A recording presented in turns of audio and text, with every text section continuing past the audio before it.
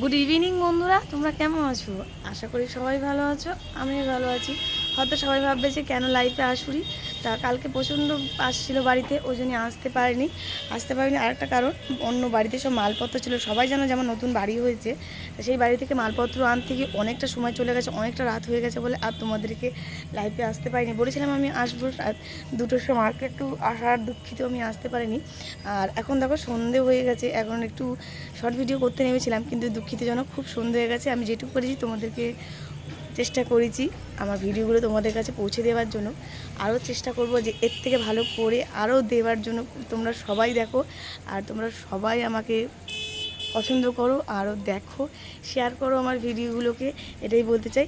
আর এই দেখো সন্ধে হয়ে গেছে, ঘরের মধ্যে যে করব, ঘরের মধ্যে সেরকম আমার পজিশান এখনও হয়ে ওঠেনি যে ঘরের মধ্যে আমি ভিডিওগুলো করব।